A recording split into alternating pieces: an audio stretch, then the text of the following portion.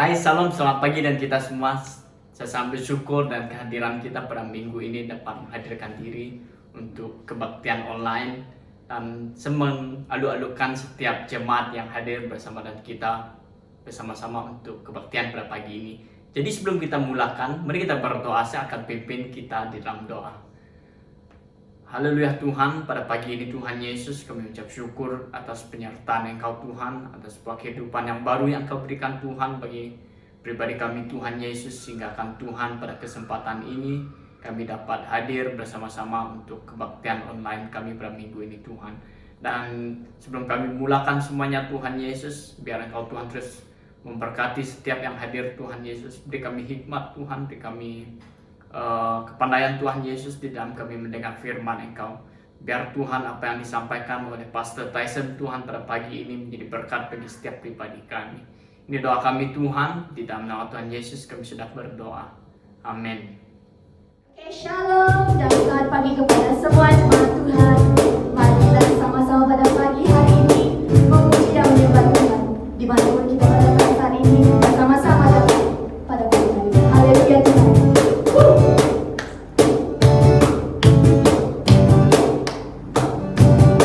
Haleluya.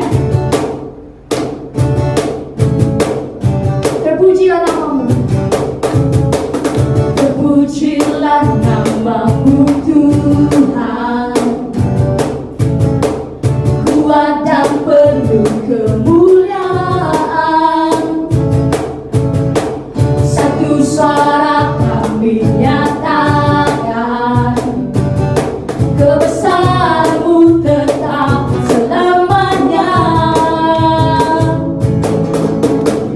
Terpujilah namamu Tuhan. Ajaib dan penuh keagungan. Satu hati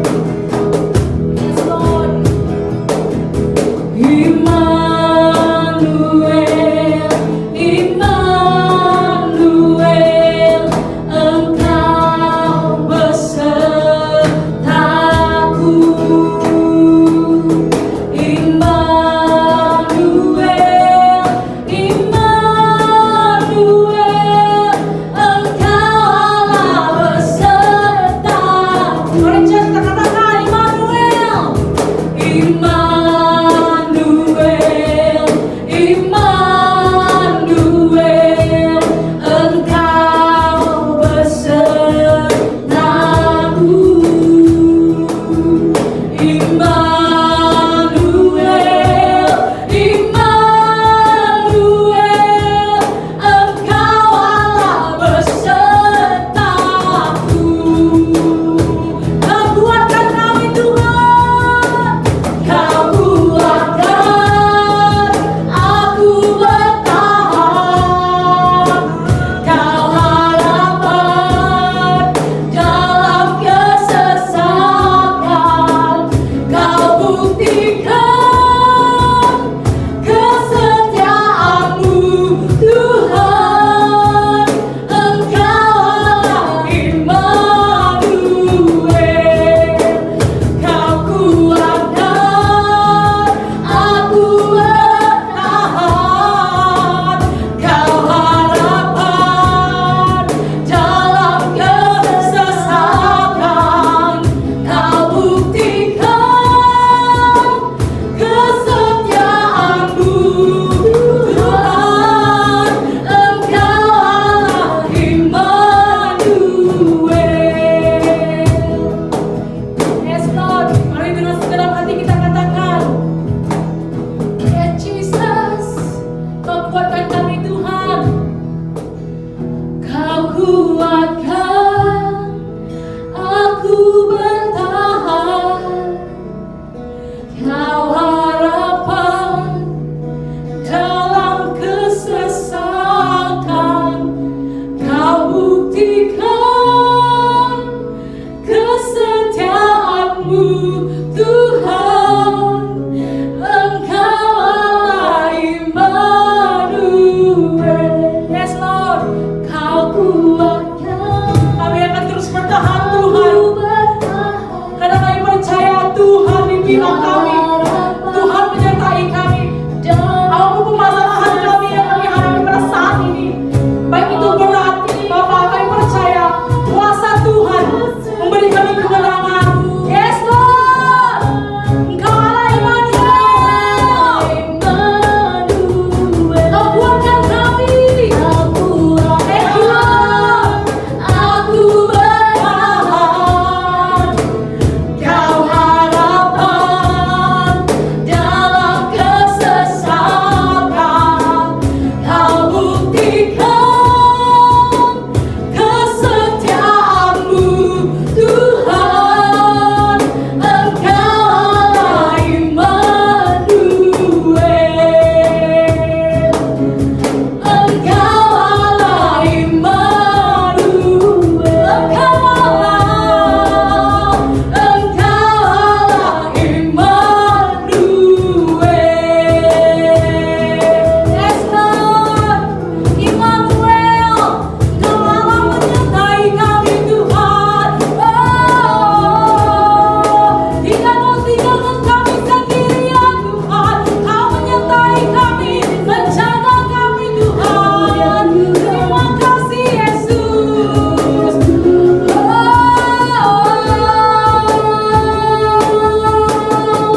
Terpujilah Kau Bapa.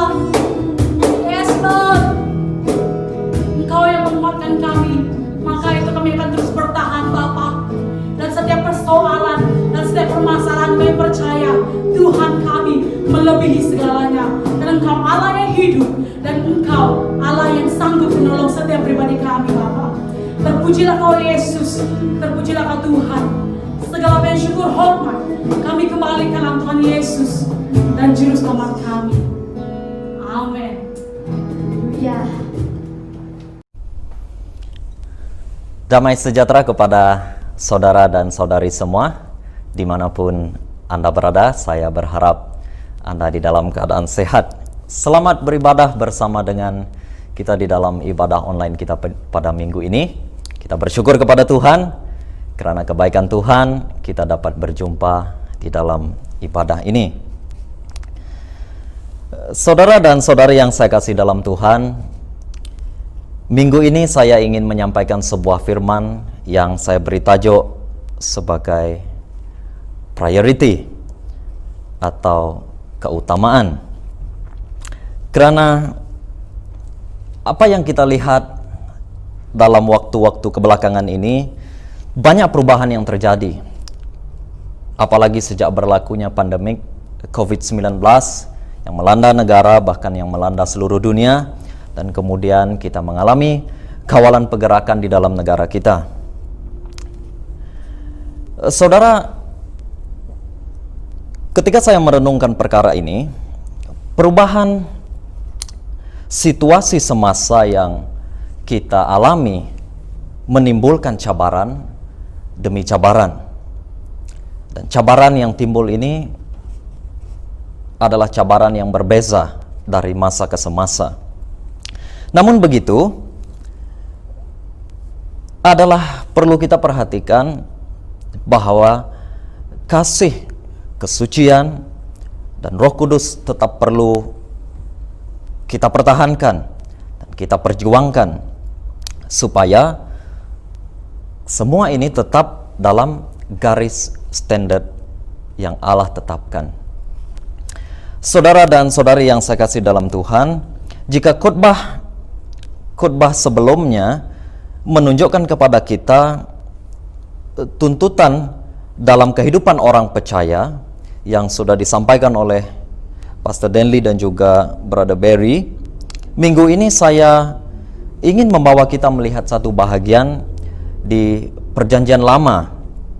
Bahagian ini akan mengingatkan kita kepada sebuah kisah di mana kita nanti akan melihat adanya sebuah keutamaan yang ingin Allah tunjukkan kepada kita di situ.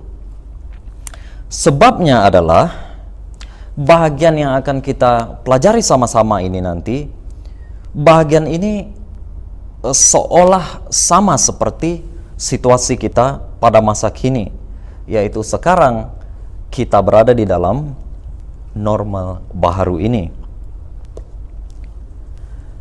Tetapi sebelum saya menyampaikan firman ini, sebelum kita melihat bahagian yang saya maksudkan tadi, yang akan kita pelajari nanti di buku Hagai, bab yang pertama dari ayat pertama sehingga ayat yang ke-15, saya ingin menjelaskan terlebih dahulu latar belakang sejarah teks ini, latar belakang sejarah bahagian Alkitab ini, yaitu Hagai bab 1 ayat 1 sampai ayat yang ke-15.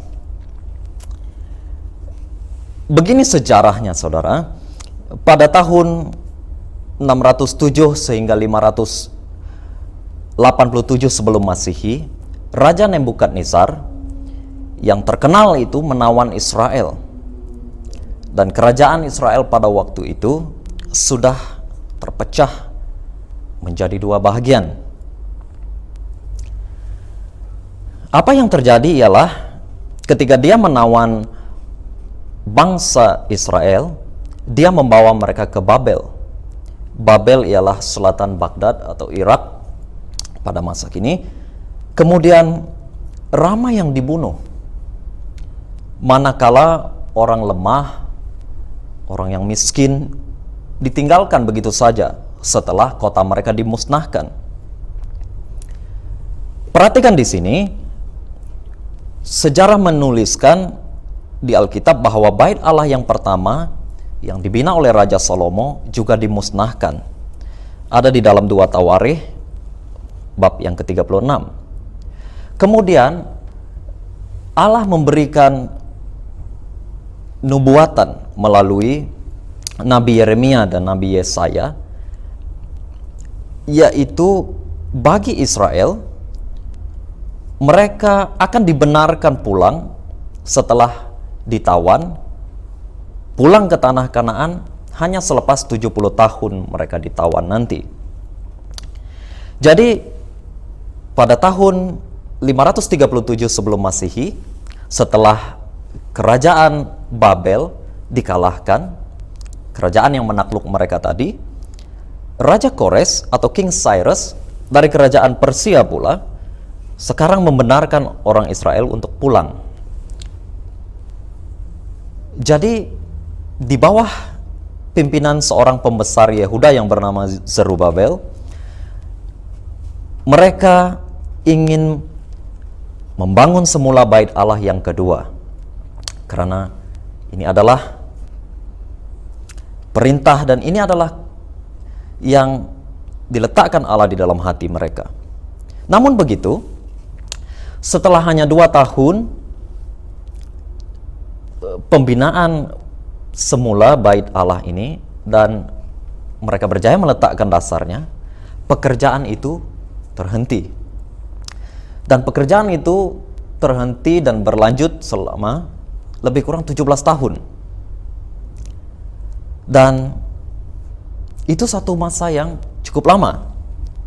Selepas tempoh yang lama itu, firman Allah datang kepada Zerubabel, yaitu pembesar Yehuda tadi yang saya sebutkan, dan juga kepada imam besar pada waktu itu, Yosua. Firman Tuhan datang kepada mereka berdua melalui Nabi Hagai. Itulah yang akan kita lihat nanti di dalam Hagai bab 1 ini. Jadi begini, sejarah yang saya baru sebutkan tadi ialah menunjukkan sewaktu orang Israel kembali dari tawanan, mereka sekarang harus melalui satu keadaan yang baru, di mana mereka sekarang perlu membangunkan semula kota kediaman mereka. Dan bukan itu saja, mereka perlu membangun bait Allah. Namun keadaan yang mereka lalui sekarang penuh dengan keterbatasan, penuh dengan masalah dan juga cabaran-cabaran tertentu. Harus kita ingat, saudara dan saudari, yaitu pada zaman itu bait Allah memiliki fungsi yang amat penting untuk bangsa itu. Ia melambangkan kehidupan rohani bangsa itu. Sedangkan pada masa sekarang, bait Allah secara fisikal adalah gereja, dan bait Tuhan secara rohani adalah orang percaya. Ada di dalam 1 Korintus bab 3 ayat yang ke-16.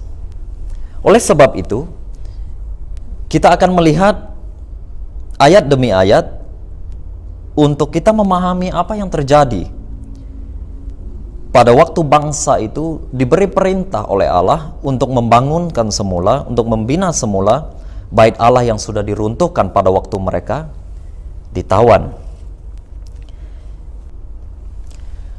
Kita akan melihat di ayat yang pertama, di mana pada hari pertama bulan ke-6 dalam tahun kedua pemerintahan Raja Darius. Raja Darius ini ialah yang memerintah Empire Persia, yang di mana raja sebelumnya, Raja Kores, dia yang membenarkan mereka untuk pembinaan semula bait Allah ini. Tetapi setelah pembinaan bait Allah itu terhenti dan Raja Empire Persia ini sudah bertukar, sekarang ada raja baru yang bernama Raja Darius. Oleh sebab itu, pada pemerintahan Raja Darius di sini, datanglah firman Tuhan menerusi Nabi Hagai sebagai perantaraan kepada pembesar negeri Yehuda, yaitu Zerubabel anak Setiel, dan kepada imam besar, yaitu Yosua anak Yozadak, seperti begini. Jadi, di ayat yang pertama dituliskan atau ditunjukkan kepada kita bahwa firman Allah disampaikan secara spesifik kepada pembesar Yehuda ini dan juga kepada imam besar pada waktu itu menerusi Nabi Hagai. Dan ada satu lagi perkara yang menarik di sini, saudara, yaitu Allah berfirman hanya setelah 17 tahun pembinaan bait suci ini tergendala. Itu adalah satu tempoh yang panjang. Ada satu hal yang terjadi dalam tempoh yang panjang ini. Nanti saya akan jelaskan. Karena selama tempoh yang panjang ini, ada krisis yang terjadi yang melanda bangsa itu, tetapi mereka tidak sadar akan puncanya. Ayat yang kedua. Beginilah firman Tuhan alam semesta. Bangsa ini berkata, sekarang belum lagi waktu untuk membina semula bait Tuhan. Kalau kamu lihat ayat yang kedua ini, firman Tuhan berkata bahwa bangsa ini berkata, sekarang belum lagi waktu untuk membina semula bait Tuhan. Kalau kamu perhatikan benar-benar, ini adalah sebuah alasan daripada bangsa ini. Namun begitu, mari kita lihat dahulu di dalam buku Ezra bab yang keempat, ayat 4 sehingga yang kelima, di mana dituliskan di sana, penduduk negeri itu mematahkan semangat orang Yehuda, maksudnya penduduk yang ada di sekitar suku Yehuda pada waktu mereka ingin membina semula bait Tuhan pada waktu itu. Penduduk negeri itu mematahkan semangat orang Yehuda dan sering mengganggu kalangan umat yang menjalankan kerja-kerja pembinaan itu. Ayat 5, sepanjang zaman pemerintahan Kores, Raja Parsi, sehingga pemerintahan Darius, Raja Parsi, mereka mengupah penasihat untuk menentang umat itu demi menggagalkan usaha pembinaan itu. Mungkin saudara karena kesusahan, karena keterbatasan dan juga cabaran yang dialami oleh orang Yehuda pada waktu mereka ingin membina semula bait Tuhan itu, mereka akhirnya berkata bahwa pekerjaan itu tidak perlu diselesaikan dahulu. Memang pada waktu mereka berkata sekarang belum lagi waktu untuk membina semula bait Tuhan, alasan itu sepertinya masuk akal, ya, kalau kita perhatikan.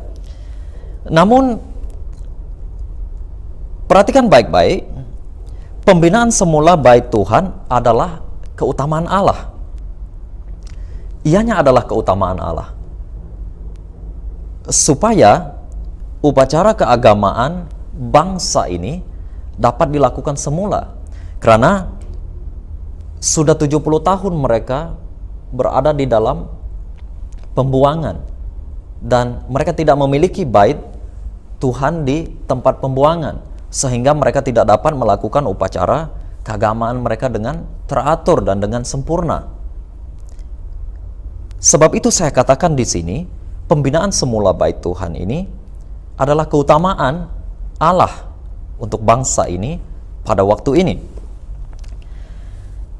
Jadi karena ini adalah keutamaan Allah, orang Israel sebenarnya tidak memiliki kuasa, atau mereka sebenarnya tidak boleh membuat keputusan untuk memberhentikan atau menunda pekerjaan pembinaan bait Tuhan ini. Itu yang terjadi di ayat yang kedua. Mari kita lihat ayat yang seterusnya. Di ayat yang ketiga, maka datanglah firman Tuhan dengan perantaraan Nabi Hagai. Ayat yang keempat, sudah tibakah waktunya kamu mendiami rumah-rumah yang berpapan dengan baik, walhal bait ini terus usang dan terbiar dalam kerosakan?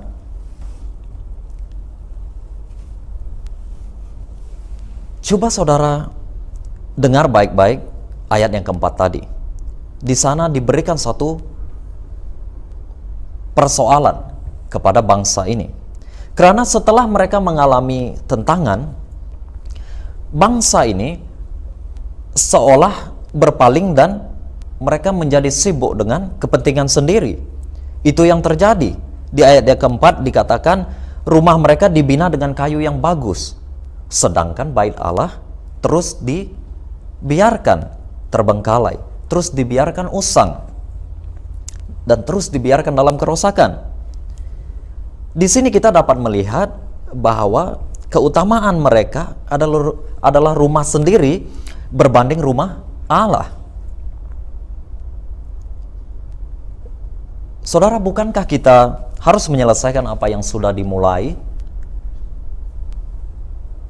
Itu adalah sesuatu hal yang harus kita pikirkan.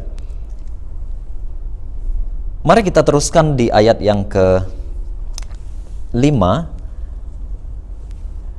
Karena saya temukan di ayat yang kelima, ayat yang keenam, ketujuh, 9, 10 dan 11, saya temukan bahwa ayat-ayat ini mencatatkan keadaan atau situasi orang Israel yang saya jelaskan di ayat yang pertama tadi, di mana mereka dalam krisis sekarang.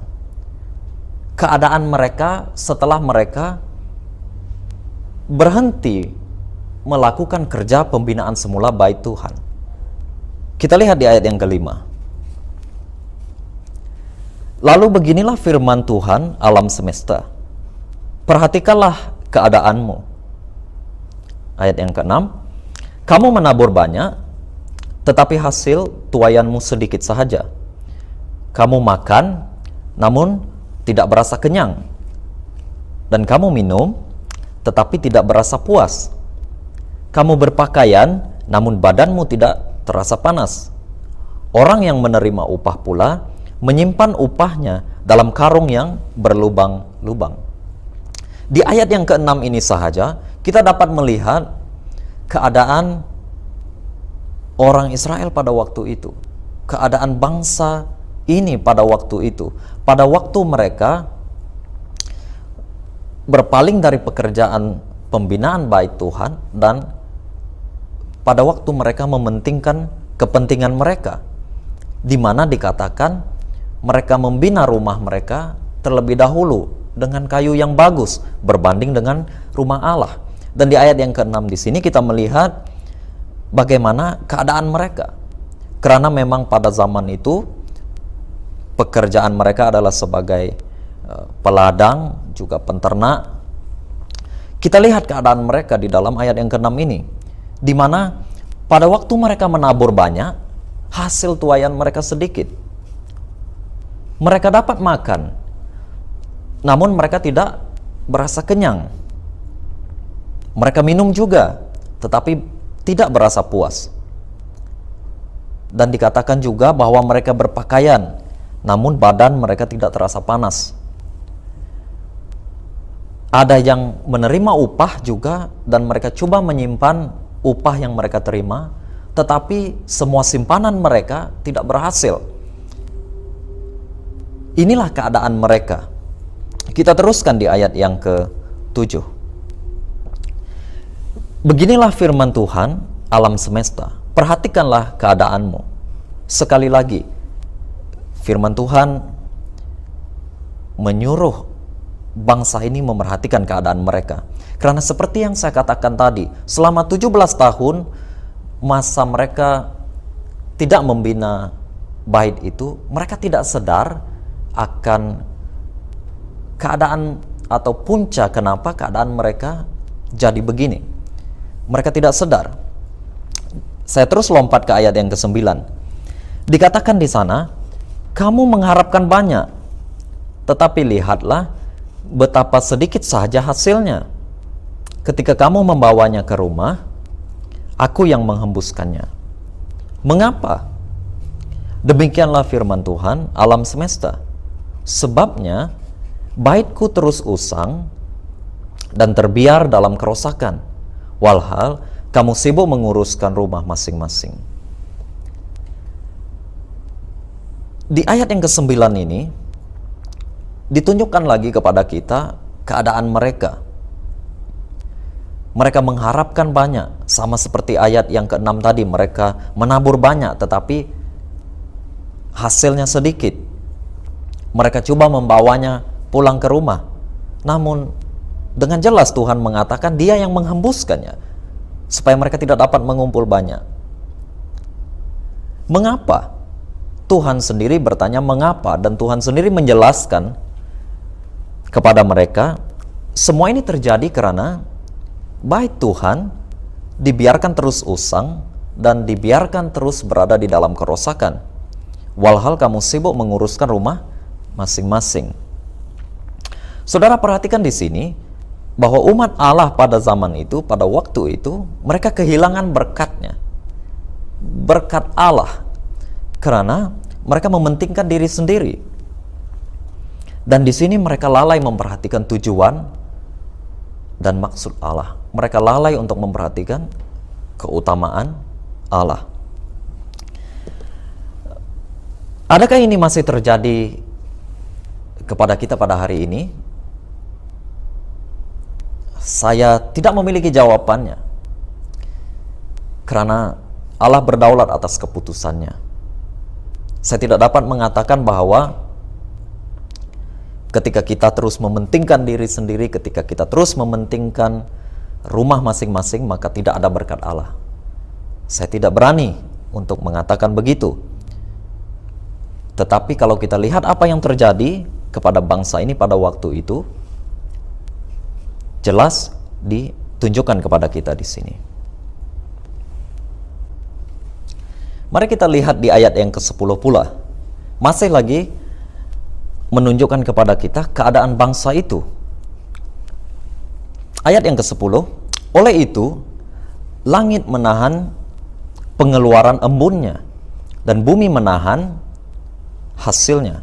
Ayat yang ke-11, aku mengundang kemarau untuk melanda ke atas negeri, ke atas pergunungan, ke atas hasil bijirin, ke atas air anggur, ke atas minyak, ke atas segala yang dihasilkan oleh tanah, ke atas manusia dan haiwan, dan ke atas segala daya usaha dan hasil kerja kamu. Saudara, dalam perkataan lain, dari ayat yang ke-5 sehingga ayat yang ke-11 ini, terjadi krisis ekonomi kepada orang Israel, kepada bangsa Yehuda secara spesifik. Di sini kita melihat bahwa langit, bumi berhenti dari fungsi tertentu. Musibah kemarau melanda mereka, mengakibatkan kemusnahan. Sebabnya kenapa? Hanya karena mereka lalai akan keutamaan Allah. Hanya karena mereka tidak memperhatikan maksud dan tujuan Allah, kenapa Dia inginkan bait itu dibina semula pada waktu mereka dibenarkan pulang oleh Raja Kores pada satu ketika dahulu. Ayat-ayat ini menunjukkan kepada kita bahwa keadaan mereka tidak baik. Keadaan mereka sekarang menjadi kucar-kacir, terjadi krisis. Tetapi seperti yang saya katakan tadi juga, mereka masih belum tahu kenapa mereka berada di dalam keadaan ini. Dan ingat saudara, mereka pada waktu mereka pulang dan mereka ingin membangun semula kota mereka, mereka sebenarnya di dalam satu keadaan yang baru. Karena sebelumnya mereka mungkin tidak pernah ditawan, mungkin tidak pernah dikalahkan. Jadi mereka berada di dalam satu keadaan yang baru, dengan cabaran yang baru, dengan situasi yang baru, tantangan yang baru. Dan mereka diberi perintah oleh Tuhan untuk membina semula bait-Nya. Tetapi mereka gagal untuk menyelesaikannya. Setelah mereka berjaya meletakkan dasarnya dalam tempo 2 tahun, mereka berhenti. Memang alasan mereka tadi seperti munasabah, sepertinya masuk akal. Karena memang mereka diserang, diganggu oleh bangsa yang ada di sekitar mereka pada waktu mereka ingin membina semula bait itu. Dan sekarang mereka seperti tidak lagi beriman bahwa mereka harus menyelesaikan pembinaan bait ini. Oleh itu, keadaan ini terjadi kepada mereka. Keadaan-keadaan yang saya jelaskan dari ayat 5 hingga ayat yang ke-11 tadi. Kita kembali ke ayat yang ke-8 karena ada satu bahagian yang seterusnya ingin saya jelaskan kepada saudara dan saudari di situ. Di ayat yang ke-8, naiklah ke gunung, bawalah kayu dan bangunkan semula bait itu, agar aku bersuka cita dengannya dan aku dimuliakan, firman Tuhan. Jadi di sini ada satu firman, ada satu perintah yang diberikan oleh Tuhan kepada mereka di mana setelah penjelasan diberikan mengenai keadaan mereka di ayat-ayat yang saya sudah jelaskan tadi, sekarang bangsa ini diperintahkan pula untuk pergi ke tempat yang tinggi, pergi ke tanah yang tinggi, ke wilayah yang berhutan untuk mendapatkan kayu bagi bait Tuhan. Karena Tuhan menjamin sebenarnya perintah ini dengan mengatakan begini, bangunkan semula bait itu, kata Tuhan, agar aku bersuka cita. Maksudnya di sini saudara adalah ketaatan mereka nanti ini akan dihargai oleh Allah. Jika mereka membangunkan semula bait ini, tindakan mereka itu pasti akan dihargai oleh Allah. Singkatnya, Nabi Hagai mengatakan begini, dengarkan Tuhan, maka berkat dan penerimaannya akan kamu dapatkan semula. Ketika Tuhan berkata juga bahwa Dia akan dimuliakan pada waktu bait itu dibangunkan semula nanti, inilah buktinya bahwa Allah sangat memperhatikan aspek kerohanian bangsa itu, di mana kerohanian mereka hanya akan dipulihkan jika pembinaan bait Tuhan itu dapat diselesaikan. Kita lihat lagi ayat yang ke-12. Karena ayat yang ke-10, 11 tadi sudah kita lihat. Ayat yang ke-12 dan ayat yang ke-13. Lalu Zerubabel anak Sealtiel dan Yosua anak Yozadah imam besar dan semua saki-baki umat bangsa itu mematuhi seruan Tuhan Allah mereka, dan juga perkabaran Nabi Hagai sebagaimana beliau diutus serta diperintahkan oleh Tuhan Allah mereka, dan bangsa itu pun takut kepada Tuhan. Maka berkatalah Hagai, utusan Tuhan itu, yang menyampaikan perkabaran Tuhan kepada bangsa itu, yang berbunyi, aku menyertai kamu, demikianlah firman Tuhan. Saudara dan saudari, ayat yang ke-12 dan ke-13 ini saya gariskan sebagai aplikasi kita untuk firman yang kita dengar ini.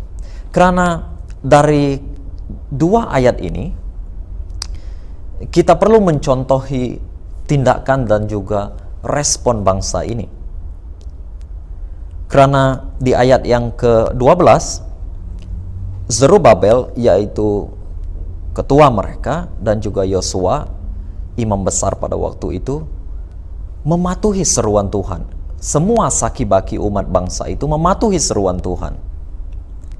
Mereka juga mematuhi perkabaran Nabi Hagai.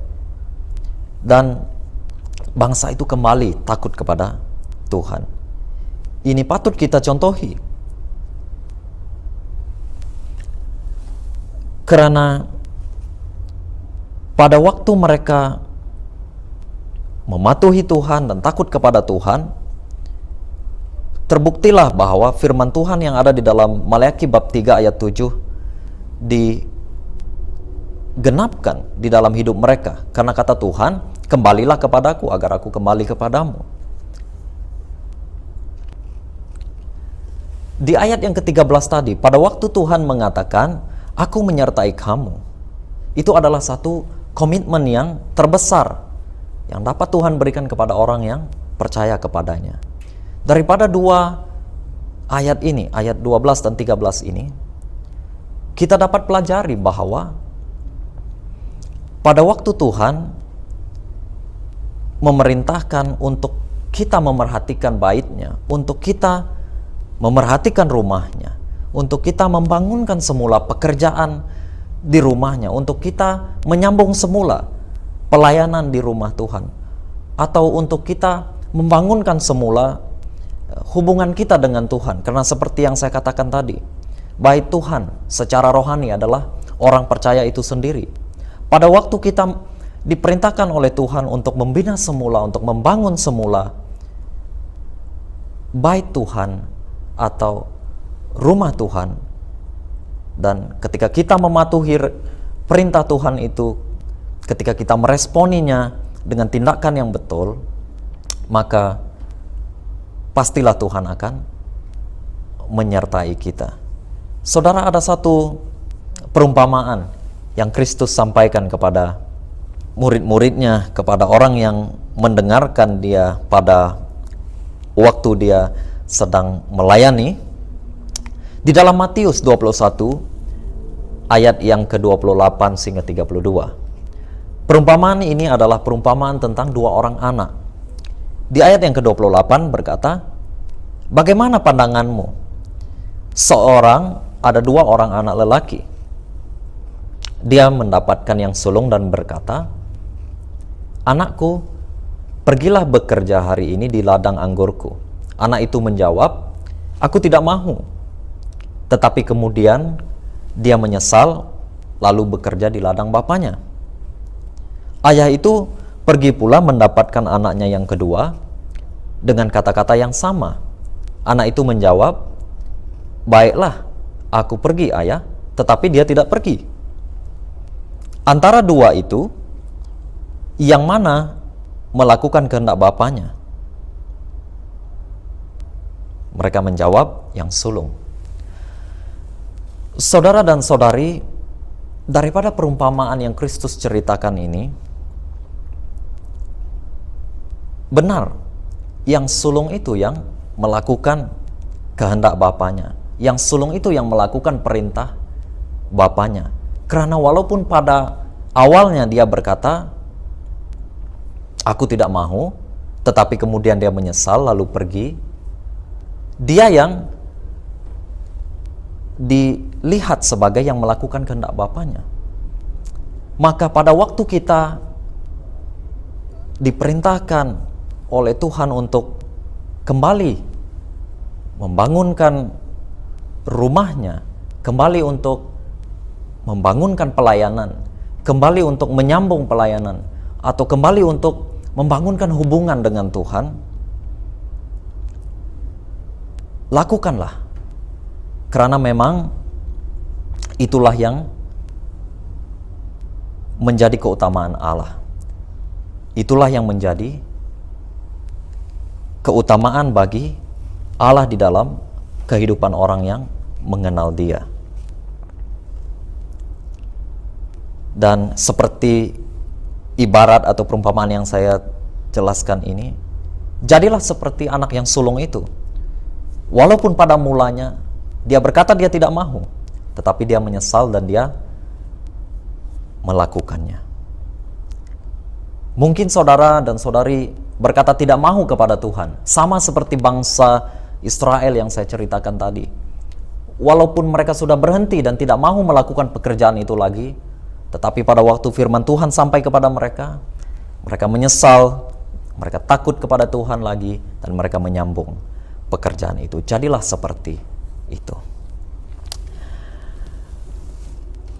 Sebagai penutup untuk firman yang singkat ini, dengarkan baik-baik bagian yang terakhir ini.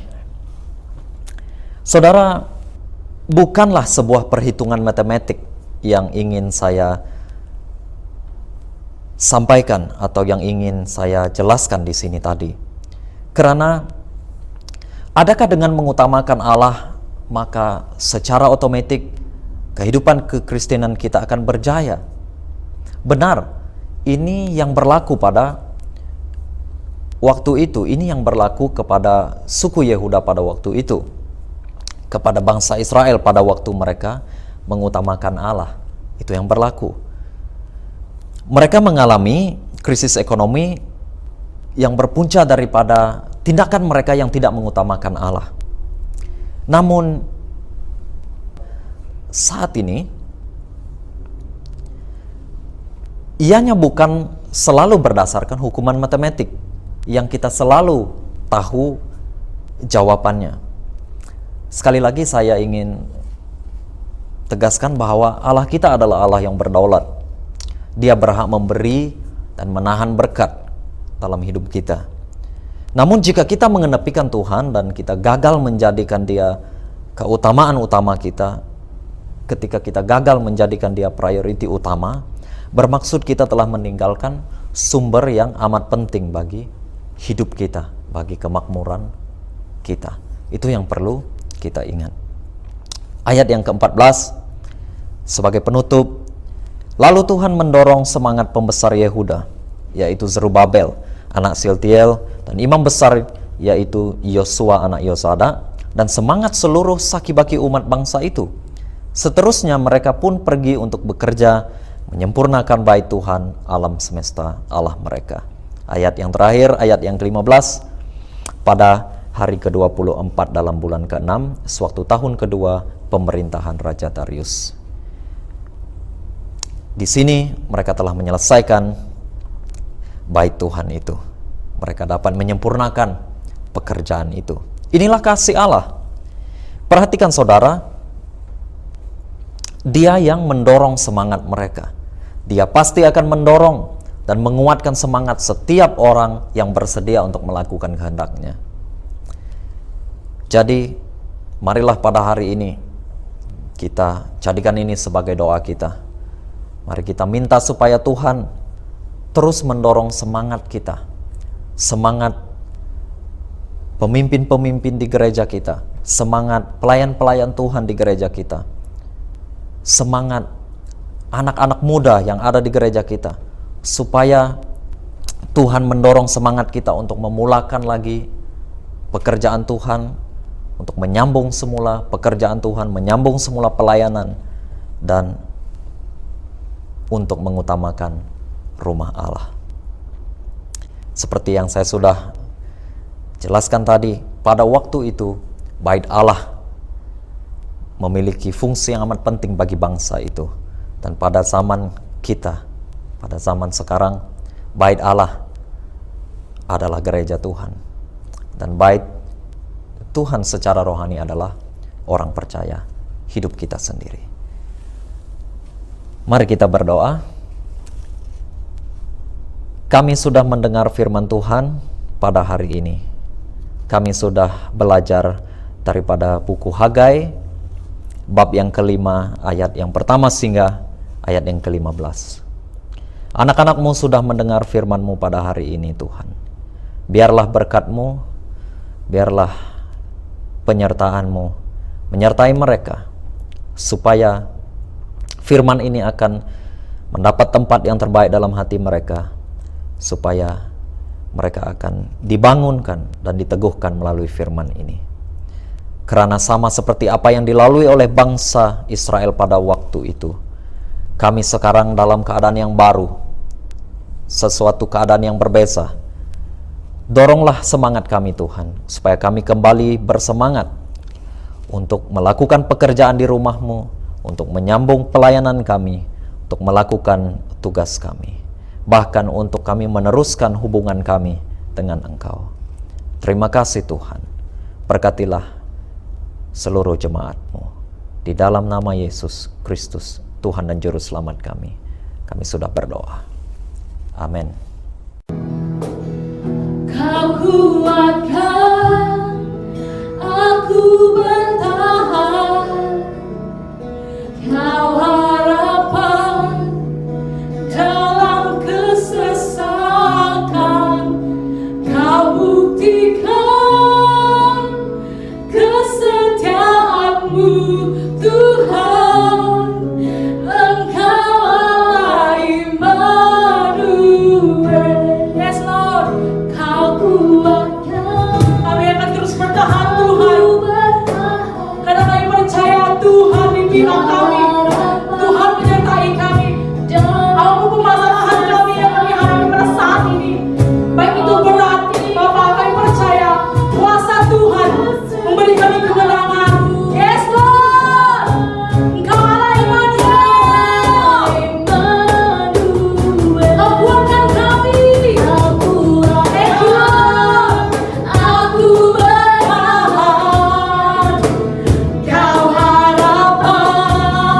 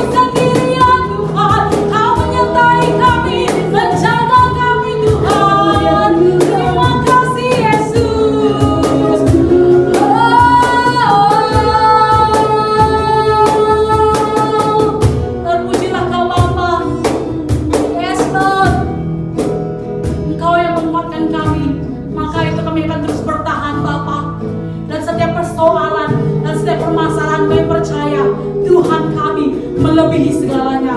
Dan Engkau Allah yang hidup, dan Engkau Allah yang sanggup menolong setiap pribadi kami, Bapa.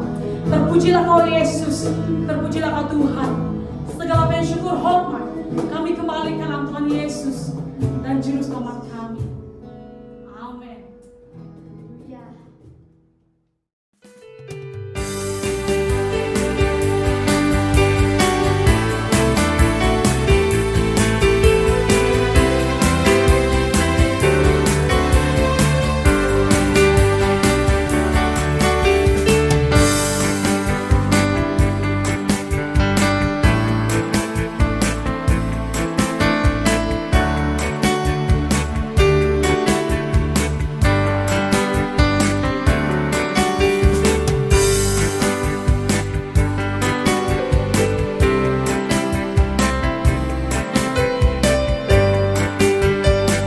Yesus percaya setiap kita diberkati dengan firman Tuhan yang sebentar tadi Pastor Tyson sampaikan.